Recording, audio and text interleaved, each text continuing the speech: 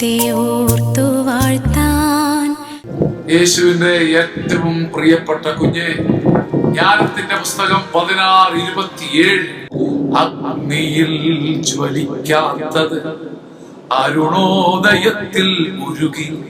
അഗ്നി കത്തിയാളിയിട്ട് അമരാതെ നിന്നത്, ഒന്നാന്തരം തീയിൽ തല ഉയർത്തി നിന്നത്, ഒന്നാന്തരം തീക്കകത്ത് വാടാതെ നിന്നത്, ഒന്നാന്തരം തീക്കകത്ത് കരിയാതെ ഉലയാതെ ഉരുകാതെ നിന്നത് ദൈവത്തിന്റെ അരുണോദയത്തിൽ ഉരുകി.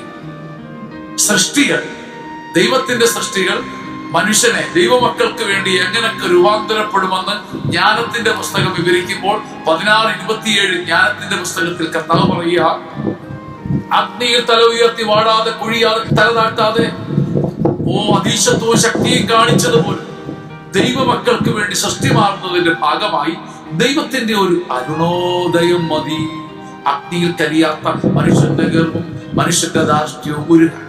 ദൈവത്തിന്റെ ചെറിയ വെയില് മതി മനുഷ്യന്റെ അഗ്നിയിൽ ഉരുകാതെ തല ഉയർത്തി നിന്ന് ഗർവുള്ള ഗംഭീരമായ മേൽക്കൂരകൾ തകരാൻ. ദൈവത്തിന്റെ അരുണോദയം മതി മകനെ, എനിക്ക് ആശ്വാസമാക്കിട്ടെ. ദൈവമേ, നിന്റെ അരുണോദയം എന്റെ മേലെ വീശണമേ. അനേകം പേര് അഗ്നിയിൽ വാടാത്ത അഹങ്കാരത്തോടുകൂടി എനിക്കെതിരെ പടവെട്ടുന്നു. എനിക്ക് നിന്റെ അരുണോദയം താങ്ങാൻ നൽകണമേ. ജ്ഞാനം 16:27 വായിക്കണം, ധ്യാനിക്കണം. ആമേൻ. നോമ്പിൻ വിശുദ്ധമാ